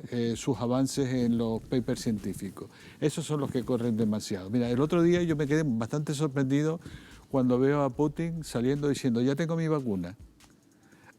Al día siguiente sale Donald Trump diciendo... No solo que saliera Putin, sino el nombre de la vacuna, ¿cuál era? Sputnik. Sputnik. Hombre, que también, ¿no? Que sale con la vacuna y además con el nombre, ¿no? Pero mira, después al día siguiente con sale... Con ese nombre, no con el nombre, el nombre iba a tener. Sale Donald Trump diciendo, pues yo he llegado a un acuerdo con Moderna para tener no sé cuántos miles de dosis disponibles. Y al día siguiente salen los chinos, y esto ha sido así, al día siguiente salen los chinos diciendo, pues yo ya tengo patentada mi vacuna, la de CanSino. Bueno, la guerra por llegar a la luna, ¿no? Reproducida en un tema mucho más serio. Bueno, no digo que no sea evidentemente, esta escenificación que tiene la búsqueda de vacunas es totalmente contraproducente. ¿Y cuál parte como favorita? Le pregunto, hay 4 sanitarios hoy en la mesa. La de Moderna en Estados Unidos, la de Oxford, ¿cuál parte como favorita? Yo quiero, antes de responderte esa pregunta, porque yo creo que Amos lo ha explicado muy bien, la importancia de que este medicamento, que es una vacuna, sea sobre todo segura, inmunógena y eficaz. Y para eso requiere todos esos procesos. Pero es que aquí en Europa, además, para que una vacuna salga al mercado, requiere la autorización de la Agencia Europea del Medicamento. Claro. En España, la Agencia Española del Medicamento, que son agencias reguladoras que miran al milímetro la seguridad de una, sobre todo para los padres, las personas que nos estén oyendo, que sepan que una vacuna es un medicamento seguro. Quizás las vacunas son los medicamentos más seguros que hay ahora mismo en el mercado. ¿Por qué? Porque requieren ese proceso de investigación meticuloso y de fase de ensayos clínicos. Es que son muy importantes porque precisamente... Claro, pero una vez asegurado ese proceso de efectividad de estas vacunas que estamos hablando, ¿qué proceso de efectividad, qué porcentaje de efectividad es la palabra, qué porcentaje de efectividad pueden estar arrojando? Están digamos, las que están más avanzadas están ahora desarrollando los estudios en fase 3, es decir, están administrando el producto a muestras de 10.000 personas y están casi acabando. Tenemos que esperar al final a ver ¿Y se saben porcentajes de efectividad? Hasta que no sepamos el impacto que tiene en los estudios muestrales. Pero yo estoy convencido que va a ser el suficiente... ¿Y para ti cuál es la favorita? ¿La de Oxford? La primera que llegue. Con seguridad, pero vamos, está claro... Sí, la primera que pase, todos los protocolos, todos los procesos... Está claro que la vacuna que se está desarrollando en Oxford tiene... Y que tenga respaldo científico, claro, desde luego. Yo creo que lo que ha dicho Amos es fundamental. Aquí estamos aprendiendo, yo creo que todos, la comunidad científica está aprendiendo. Lo que pasa es que a pasos agigantados, ¿no? Ya hubieran querido en la época de la gripe española, 1918, tener los medios que tenemos hoy en día. Y yo creo que la comunidad científica está muy estimulada para buscar algo que va a ser una solución de un evento que nos ha cambiado la vida a nuestra generación. Y en este sentido hay gente muy rigurosa que publica, cada pequeño avance está publicando continuamente. Yo creo que a eso es a lo que hay que agarrarse, ¿no? Hay mucha gente que está viendo la tele ahora y se imagina el día después. Vale, tenemos la vacuna. ¿Y cómo es ese día después? Tenemos la vacuna, me la pongo y al día siguiente me quito la mascarilla, dejo de utilizar el hidrogel o me pongo la vacuna. Sigo con la mascarilla, sigo con el hidrogel, sigo manteniendo la distancia social. Dependerá, eso no puede ser me vacuno y ya desapareció. Por eso, no, ¿cómo eso tiene que ser proceso? Un proceso de un cierto periodo temporal. Claro. Quiero decir, hasta que no tengamos cubierta a la población más sensible me imagino que será la estrategia que se siga, la población más sensible a formar parte de la escenografía más dura que tiene la infección, que son los ancianos, personas con patología base o los mismos sanitarios, hasta que no se tenga cubierto eso con unas coberturas razonables, no podemos dar el salto y decir ya, no podemos bajar la guardia. Hay que evaluar, yo creo que es importante evaluar continuamente. La ciencia, a diferencia de otras disciplinas, por así decirlo, como puede ser la fe o los dogmas, la ciencia duda, la ciencia no tiene certezas, la ciencia siempre funciona con dudas. Entonces, esto es lo mejor que tenemos hasta que no se nos haya planteado nada mejor. Tenemos que evaluar continuamente el circuito y si tenemos que dar un paso para detrás o cambiar alguna medida, habrá que darla. Y con la vacuna yo creo que tiene que pasar exactamente lo mismo y tenemos que hacer metaanálisis. Una vez que la vacuna, y a mí me gustaría decir las vacunas, porque es que la gente piensa que es una vacuna y realmente, tú lo has dicho, ahora mismo hay unos 170 y pico proyectos de vacunación. En todo el proceso de investigación al final se van a quedar en el camino la mayor parte de ellas y al final llegarán 7, 8, 10 vacunas que tendremos disponibles en unos años, igual que vacunas de gripe, no es la vacuna de la gripe. Fíjense pero hay varias vacunas de la gripe. Vamos a ver si... Y acabo. Y Arantxa lo ha dicho, Natacha lo ha dicho muy bien. Una vez que acaba el proceso y ya la vacuna se está aplicando, no cesa el proceso de investigación de esa vacuna. Continúa la vigilancia de seguridad, de farmacovigilancia de esa vacuna. Y si se ve algún defecto, los lotes de vacunas, quiero decir, esto es un tema tan serio que los gobiernos lo toman, por lo menos en nuestro entorno, lo toman muy en serio. Una precisión rápida porque quiero hablar de esa vacuna. No nos olvidemos que tenemos ahora, como bien ha dicho Luis hace un ratito, tenemos la campaña de la gripe encima ya. Dentro de poquitito vamos a tener la campaña de la gripe.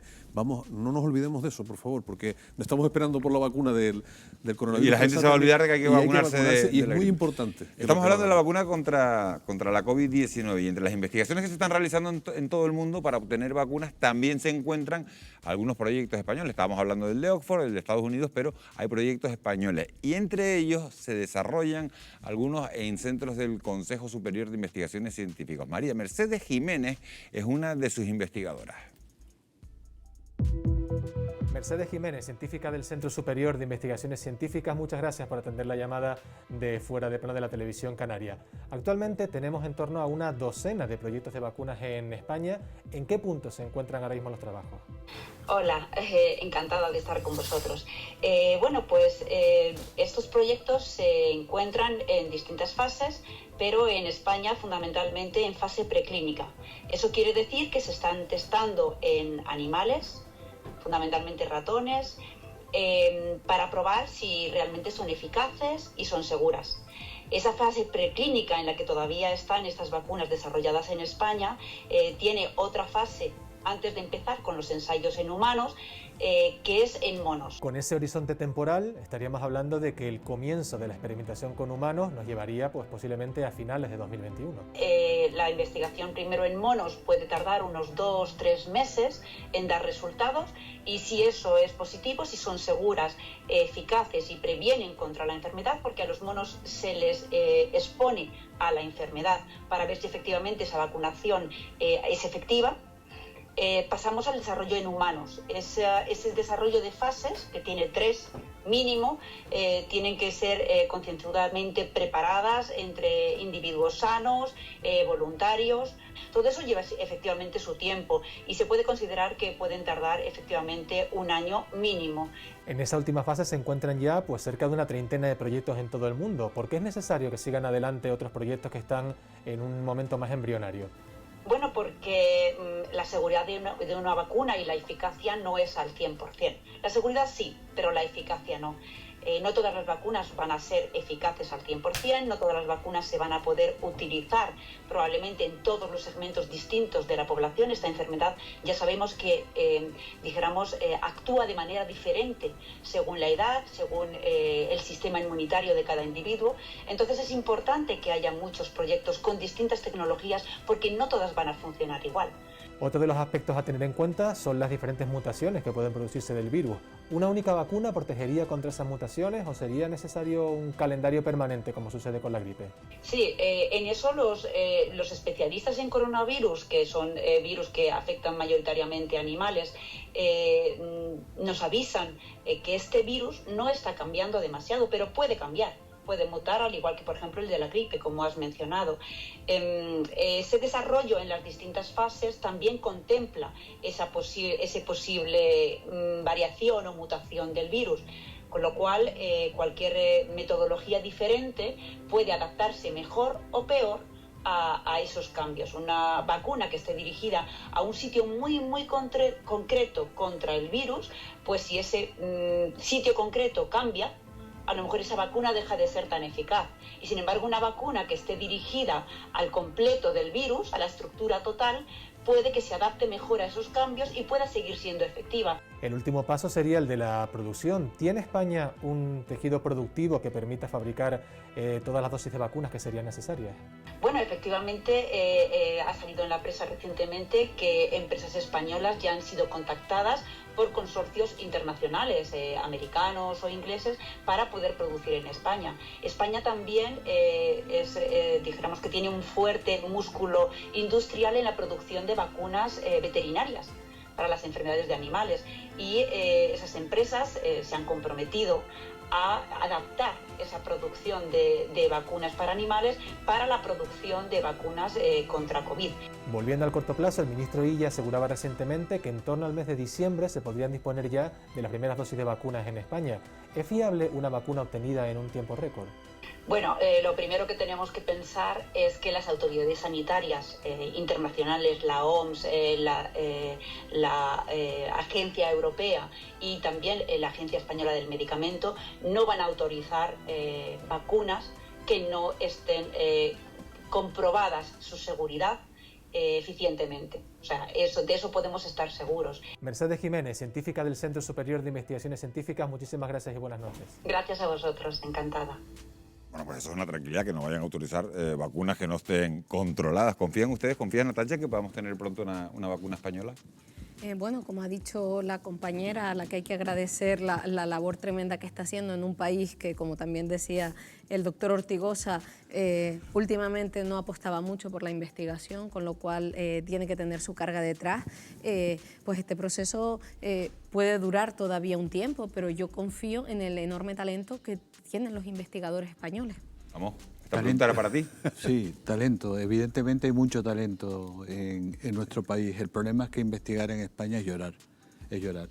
Ya lo comentaba Luis, sanidad, educación y investigación han sido salvajemente recortadas a raíz de la crisis del 2008. Y eso, sin lugar a dudas, explica por qué el talento que hay a la hora de abordar una vacuna frente al SARS-CoV-2 en nuestro país, pues tiene ese ritmo mucho más lento que el que tienen en otros países. Y sin embargo, las bases de las vacunas que se están investigando en España son muy potentes. ¿Qué ventajas tendría que salir adelante la vacuna que está desarrollando el Centro Superior de Investigaciones Científicas frente a otras investigaciones? ¿Habría una ventaja especial? Hombre, que está aquí en nuestro país y que la tenemos aquí. Eso sería una ventaja poderosa con respecto a una vacuna que se produce en otro país y que está en otro país, ¿no? Eso sería una ventaja. Y permíteme que añada un elemento más en relación a garantizar la seguridad del producto cuando llegue. ¿Alguien en su sano juicio puede pensar que si hubiera la más mínima duda de la seguridad de un producto, este iba a ser autorizado por los órganos competentes? ¿Alguien puede pensar que eso sería un escenario posible? No sé yo, depende del país que te coja. Porque a lo largo de esta pandemia hemos visto algunas declaraciones de productos, ¿no?, que a lo mejor no estaban contrastados. Sí, pero en este caso estamos hablando de un producto que tiene que recibir la autorización de OMS, a Putin decir no sé cuántas cosas, a Donald Trump decir otras cosas, por eso también te digo que depende del país ¿no? Claro, y eso fundamentalmente es el elemento más tremendo que hay en relación a la creación de desconcierto y desadherencia por parte de sectores amplios de la ciudadanía a la vacuna, porque esa puesta en escena que hacen los países poderosos obedece más a un interés de dominación geoestratégica y de poder que a la búsqueda del beneficio de la salud de la ciudadanía. Eso lo tengo claro. Totalmente, incluso a veces me atrevería yo a ir un pasito más allá y hablar de unos machos que están viendo a ver cuál de ellos gana la pelea, ¿no? Porque realmente yo creo que nos dejan imágenes que son, a mí por lo menos me dejan atónita cuando estamos hablando de la cantidad de muertos que hay en Estados Unidos, por ejemplo. Yo creo que habría que hablar de este tema con sumo respeto y sumo conocimiento de lo que estamos hablando y no aventurarse a entrar en una competición, porque esto no son cohetes espaciales ni es la guerra a la luna. Y perdón por matizar también cuando hablaba de la evaluación, ¿no? De que continuamos que tener que seguir evaluando cómo va el tema del proceso de la vacunación. Hablo a las tasas de cobertura y en ningún caso a la seguridad del producto. Y en eso refuerzo lo que dice Amos, es decir, el producto lo que hay que evaluar es su eficacia, nunca su seguridad, porque su seguridad ya está evaluada. Va a ser un producto totalmente seguro y lo que tendremos que ver son las tasas de cobertura. La vacuna se plantea como el remedio definitivo para poder controlar esta pandemia caracterizada por un tipo de coronavirus poco habitual y con gran capacidad de contagio. Sin embargo, y a pesar de que su existencia y sus efectos están acreditados, como hemos dicho, como hemos visto a lo largo de 5 meses en estos programas, hay quienes creen en situaciones disparatadas, como que la pandemia responde a todo un complot mundial para controlar a la población. De esta y de otras teorías de la conspiración vamos a hablar en solo un momento. No se muevan de sus asientos, que volvemos en un minuto.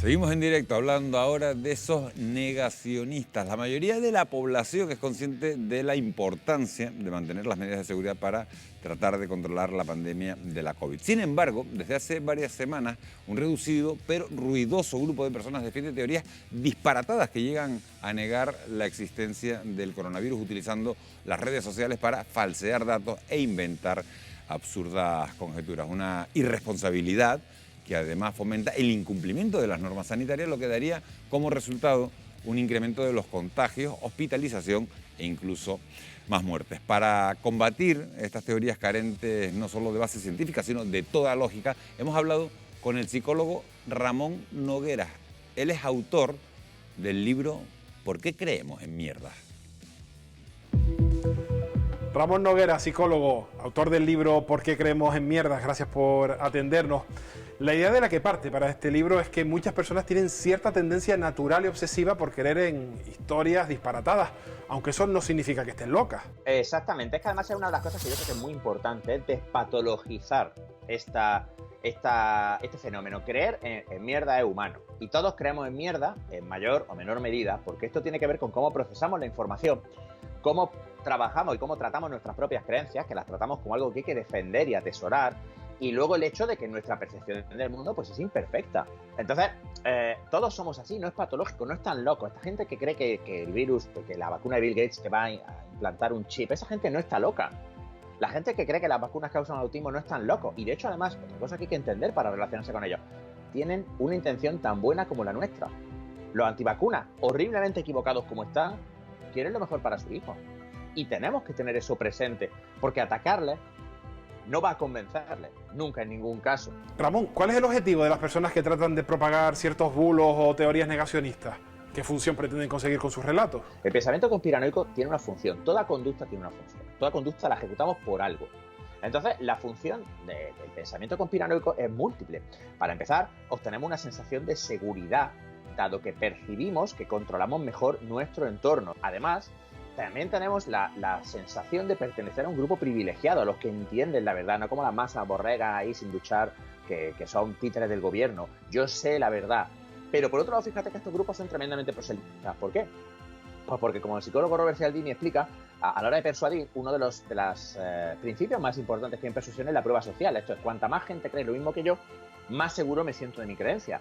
Con lo cual, esta gente no se limita a creer en su mierda y quedarse en su casa o en sus programas de televisión friki o lo que sea, sino que además de esta gente tratan de persuadir al máximo número de personas. Fíjate qué contradicción.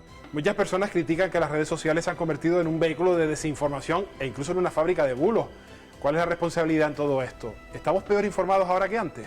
Las redes sociales no nos han hecho más crédulos, ¿de acuerdo? Somos igual de crédulos, puede que incluso un poco menos que antes. Hay un libro muy interesante que os recomiendo a todos la audiencia de este programa, que es Los peligros de la percepción, de Bobby Duffy, que muestran, por ejemplo, que el conocimiento acerca de política, el conocimiento acerca de hechos políticos, por ejemplo en Estados Unidos, que es el país que se usó de referencia en el estudio, no es peor ahora que en los años 40 o 50. El tema de las preguntas básicas de quién es el presidente, quién es el vicepresidente, qué partidos hay, qué hace cada uno, más o menos estamos igual. La diferencia con las redes sociales es que las redes sociales dan una capacidad de difusión y una velocidad al bulo que nunca antes había tenido. O sea, los bulos ahora llegan mucho más rápido, mucho más lejos. Y además hay factores en el diseño de las redes sociales, en ese entorno en el que estamos cuando estamos en una red social, que facilitan la difusión de ese contenido. Por ejemplo, las personas procesamos mucho más rápido la imagen que la información auditiva, la información leída, y reflexionamos menos sobre ella. Con lo cual, ¿cuál es la forma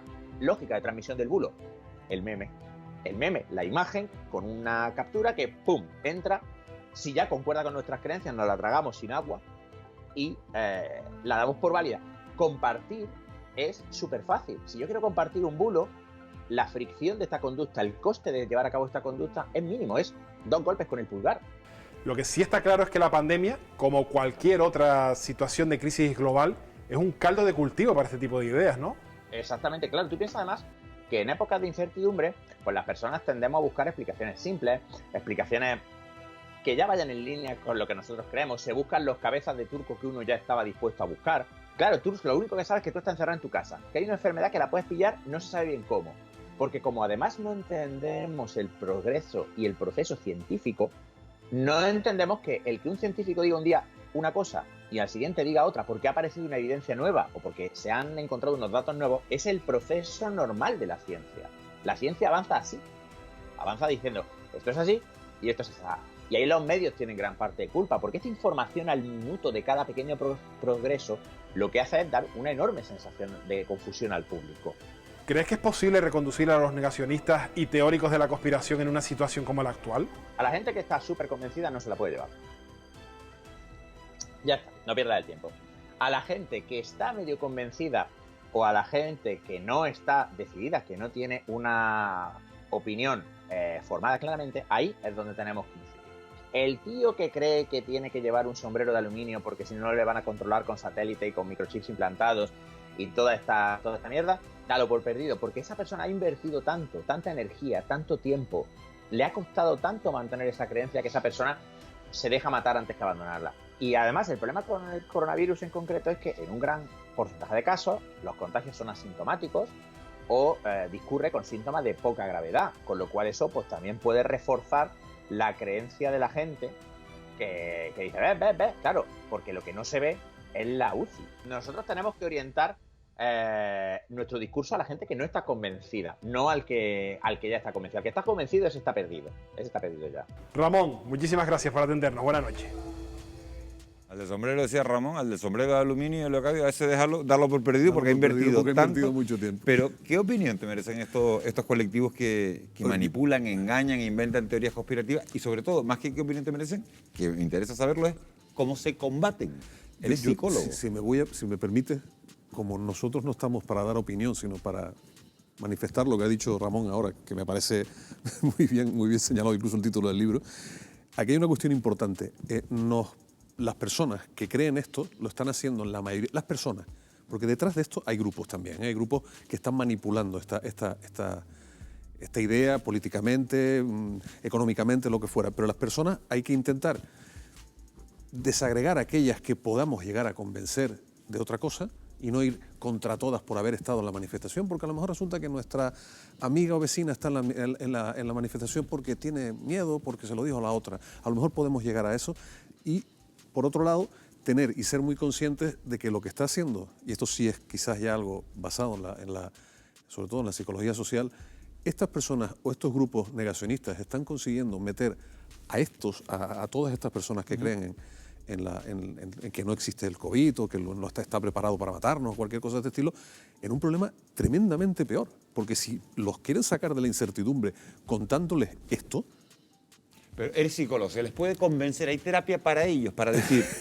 No, Hombre, claro. Tendríamos que partir de la base que estas personas están enfermas y, como le ha dicho Ramón, no lo están. ¿Pero están enfermos todos los que van a la manifestación? No, estas personas no están enfermas en absoluto. Estas personas están enfermos. No están enfermos. No, claro que no. Es un sistema de creencias. Vamos a ver, tendríamos que partir de la base de pensar en todos los sistemas de creencias que si los analizamos son absurdos o pueden ser absurdos desde el punto de vista científico, y entonces tocaríamos muchas sensibilidades. Si analizáramos o desagregáramos las distintas fes o los distintos credos, probablemente nos parecerían elementos inconexos o absurdos. Sin embargo, la gente lo integra en su vida como un sistema de creencias. ¿Qué pasa? Que hay sistemas de creencias más integrados en nuestras sociedades y aceptados, y otros que no lo están, y después otros como estos que son directamente peligrosos. Partimos de la base, y yo también lo creo, y yo soy muy dura y muy crítica, como escéptica, con todo este tipo de actitudes, pero creo que realmente las personas individualmente realmente creen que están haciendo algo por la causa, es decir, por la causa que nos implica a todos. Probablemente haya que intentar dar información de alguna manera, que les no llegue enfrentarse directamente, Sí. Y tratar de alguna manera pues de dar luz. Los que están convencidos evidentemente no los vamos a bajar del burro. No, yo creo que además, si me permite, porque eso a lo mejor una parte la podemos explicar Natacha y yo como profesionales de salud mental, pero yo es que he visto a las dos personas que están aquí, expertos en vacunas y expertos en vacunología, convencer a personas.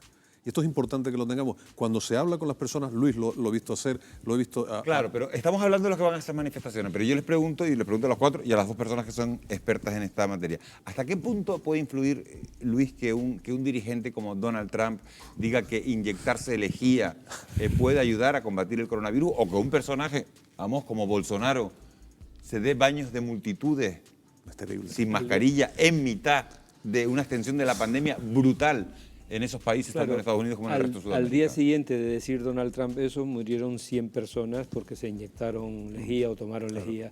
Y Donald Trump, cuando llegó al poder, el primer asesor de vacunas que puso fue a uno del clan Kennedy, que es un reconocido antivacunas. Con lo cual, ya hemos hablado de Donald Trump, de Putin, de Bolsonaro. Quiere decir, desgraciadamente este mundo global está en manos muchos cientos de millones de personas, de gente como esta. Pero volviendo al tema de las vacunas, que yo creo que es importante, ya que nos están oyendo, yo creo que el tema es muy importante. O sea, se ha dicho aquí, no lo voy a repetir, que cuando alguien cree como un dogma de fe en contra de las vacunas y entra en la militancia del movimiento antivacunas, es muy difícil de convencer.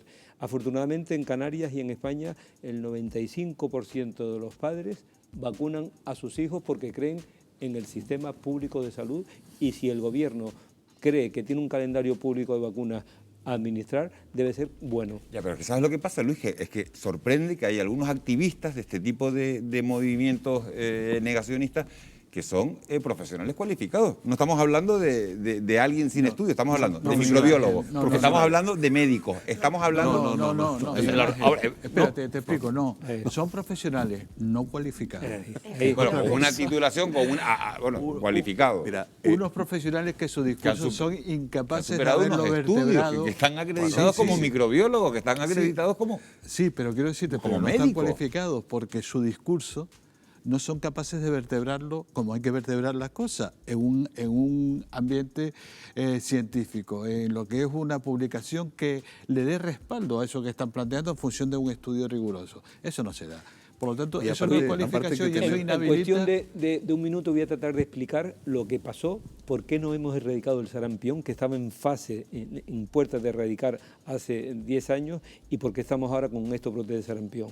En el año 1998, un científico, un médico inglés, dijo que la vacuna del sarampión provocaba serios trastornos digestivos y autismo. Y a raíz de ahí, el primer ministro incluso del Reino Unido en aquella época dejó de vacunar a sus hijos, y se produjo lo que hemos estado sufriendo. Se investigó y además se publicó en una de las revistas más importantes, en Lancet, el artículo. Y la comunidad científica nos quedamos asustados diciendo... Y cuando se empezó a analizar, resulta que fue un artículo fraudulento que coló a Lancet, un artículo además de interés económico para este individuo, de Andrew Wakefield, pero ha generado un daño terrible a la población. Entonces, este señor, en contra de lo que, vamos, para que no digas que es, Médico, evidentemente, es médico, y 12 más que firmaron Hombre, con lo que él. puede ser, son médicos, lo que pasa es que seguramente no tienen esos estudios a los que estaba haciendo referencia Amos que acrediten que... de hecho, la Organización Médica Colegial ya ha anunciado sanciones para los profesionales sanitarios que, Mira, me va a permitir que sea todavía más respalden radical. esas teorías. No, o sea, la titulación no cualifica a nadie para nada. O sea, Estoy de acuerdo. recordemos que Radovan Karachi, ¿recuerdas a Radovan Karachi, no? Es psiquiatra. ¿De acuerdo? O sea, Sí. es de salud mental. ¿no? Y ha sido uno de los mayores asesinos de masas y no, en absoluto. Recordemos además que, por ejemplo, en uno de los colectivos que son, me parece que son los médicos, habrá 200 o 300. Frente a eso, como bien dice una carta que ha estado moviéndose por internet muy, muy interesante, en España hay pues 200 y pico mil o 300 y pico mil sanitarios a los cuales hay que tenerle. Y esto es una cuestión solo, Miguel Ángel, porque sé que no me va a dar tiempo, sino respeto a los profesionales. Respeto a los profesionales. O sea, esta gente, a mí, lo que sí me da mucha pena es que están teniendo una falta de respeto a las personas que han perdido a sus familias y no han podido despedirlas, a las personas que han estado trabajando en los centros de la tercera edad, a todos los profesionales, esos que decíamos antes, le están faltando al respeto, ¿eh? Y son los que están después en el centro de salud. Claro, pero es que cada día oímos cosas que van a más. Por ejemplo, la última que he oído yo es que con estas vacunas se puede inyectar, ¿no? Un dispositivo 5G, se te inoculan un chip todo mezclado. 5G, ¿no? Es una mezcla de todo. Tecnológicamente, me gustaría que me explicaran cómo eso es posible. No sé, pero yo digo, ¿se puede llegar? ¿Hasta dónde pueden llegar estos disparates? ¿Hasta dónde se puede...? Hombre, yo creo que en algunos casos haya algún sistema de creencias, probablemente en todo este mare magnum de personas que debe haber ahí, pues habrá alguno con un sistema estructurado con ciertos aspectos delirantes, porque se mezcla mucho en el pensamiento conspiranoico, pero ello no implica que estemos hablando de personas psicóticas que estén desconectadas con la realidad, no, son personas que yo creo que en muchos casos están dirigidas por detrás por determinados grupos, y en este caso, y por desgracia, como en todos los colectivos, hay francotiradores, y entre los médicos también lo hay, y a lo mejor estos 200 médicos ofrecen unas curas milagrosas a unos precios nada competitivos, por así decirlo, que se salen del sistema público. Es decir, hay que ver cuántos intereses hay detrás, y por desgracia eso también pasa, y hay mucha gente desaprensiva, y lo vemos en los curanderos, lo vemos en los homeópatas, lo vemos es decir, que hablan de que acabaremos con este grupo, se lo pregunto a los cuatro porque nos quedan 30 segundos de programa, No, pero prácticamente para sí quiero decir que al despedir. margen del coronavirus, ahora mismo tenemos un virus muy grave, casi peor, que es el que está haciendo y son las redes sociales. Las redes sociales están sirviendo de una resonancia tremenda a todo este tipo de grupos, con lo cual esto hace 40 años no pasaba porque no habían redes sociales, entre otras cosas, simplificando mucho, ¿eh? Con lo cual las falsas noticias corren como la pólvora, y pedimos por favor a la gente que cuando le llegue a su teléfono una noticia la verifiquen antes de dar el clic, porque están transmitiendo falsas noticias, y ese es un problema también serio. Sí. Miguel Ángel, yo creo que evidentemente dentro del colectivo ese de negacionistas hay gente que tiene dudas razonables a los cuales podemos llegar con la certeza de un discurso sereno, sólido y contundente basado en la evidencia científica. Lógicamente luego hay otras personas a los cuales yo doy por perdida. Hay gente que está mal y que está mal y que eso no lo vas a arreglar, el del sombrero de aluminio no lo vas a arreglar, ni aunque lo convenza ni aunque le pongas un estudio detrás. Es más, yo me siento delante para intentar establecer un discurso razonable con una persona que tenga un gorro de papel de aluminio en la cabeza, y lo primero que me da es la risa, y después digo, esto es inútil. Pero sí que es verdad que los otros grupos son peligrosos. Señores, no tenemos tiempo para más. 2 horas completas se han pasado volando. Natacha Sujanani, gerente del Hospital de la Candelaria, ha sido un auténtico placer tenerte aquí. Gracias por haber aportado. Luis Ortigosa, muchas gracias una noche más. Leocadio, muchísimas gracias. Y Amos García, por supuesto, muchísimas gracias. Hoy hasta has actuado ahí con Wendy y nos has contado un montón de cosas y nos has dado un montón de explicaciones. Muy bien, señores, muchísimas gracias a ustedes por haber estado al otro lado de la pantalla en esta vuelta de Fuera de Plano. Seguimos hablando de la COVID, pensábamos que no, fíjense cómo está el índice de contagio, con lo cual no solo hemos hablado este jueves, sino que vamos a hablar muchos más jueves, por lo que nos tememos, para que ustedes tengan la mejor información. La semana que viene vamos a prestar especial atención a la vuelta al cole. ¿Irán los niños a clase o no? Lo vemos el jueves que viene. Buenas noches, que descansen.